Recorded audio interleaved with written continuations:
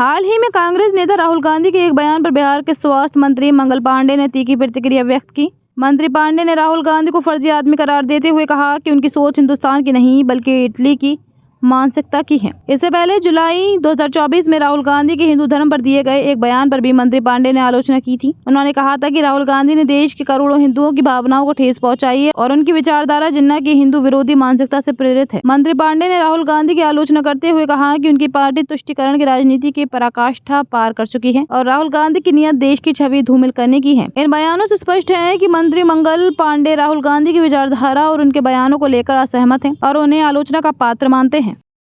फर्जी दुकानदार सर राहुल गांधी आए और उन्होंने बिहार में जो जातिगत जनगणना हुआ है उसे उन्होंने फेक बताया है।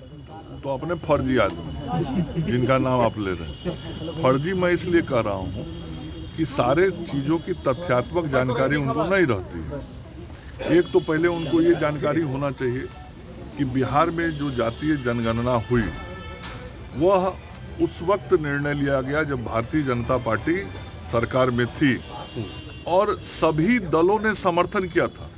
उसमें उनकी भी पार्टी थी और भारतीय जनता पार्टी के साथ नीतीश जी के नेतृत्व में चलने वाली एनडीए की सरकार ने जिस जातीय गणना का निर्णय लेकर इस कार्य को शुरू कराया था, उस कैबिनेट में मैं भी था जिस कैबिनेट में इस काम के लिए राशि की स्वीकृति दी गई थी। तो उस काम को शुरू कराया और बाद के दिनों में फर्जी तरीके से लोग सरकार में आ गया था। तो जिस वक्त ये काम चला उस वक्त उनकी पार्टी भी सरकार में शामिल थी। अब उनको स्वयं मालूम नहीं है कि जो यह काम हुआ तो उनकी पार्टी के सरकार में रहते हुआ, तो यदि वो इसको फर्जी कर रहे हैं इसका मतलब उनका पार्टी भी फर्जी है। सर एक और सवाल है, मैं पूरी बात सुन लीजिए।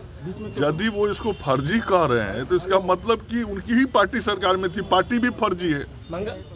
मेरा बात सुन लीजिए। दूसरा, जब यह जांच रिपोर्ट आया तो इस जांच रिपोर्ट को सरकार ने सार्वजनिक किया, समाज के सामने रखा और साथ ही सरकार ने यह समाज के सामने बातों को रख के कहा कि यदि किसी को इस पर आपत्ति है तो वो सरकार के सामने अपना आपत्ति दर्ज करे, फिर सरकार उसकी जांच कराएगी। तो आज तक तो किसी ने आपत्ति दर्ज नहीं किया, उनकी पार्टी के लोगों ने भी नहीं किया, उन्होंने भी नहीं किया। तो कुल मिला के फर्जी जानकारियों के आधार पर बयान देने वाला नेता भी फर्जी ही होता है। इसलिए राहुल बाबू फर्जी जानकारी के आधार पर फर्जी बयान दे रहे हैं।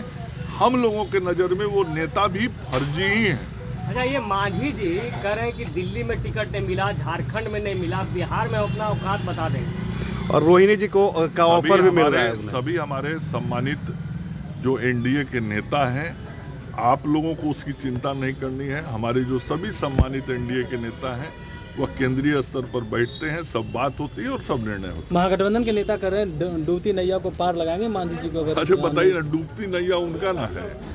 अब ये ना 4 गो सीट पर चुनाव लड़े, लाजो नहीं लगता है सब बतियाने में। 4 सीट पर हार गए तो वो अभी अब कोई बेशर्मी का हद पार करके बात करे तो क्या कहना है। पारस जी वाला हाल करेंगे कह रहे हैं। मैं कह रहा हूँ कि अब इससे बड़ा बेशरम कौन होगा। अभी 4 सीट में जनता, बिहार का जनता चुनाव हरा दिया, तब वो इस तरह से बात कर रहे हैं, तो अभी तो बेशर्मी की प्रकाष्ठा है।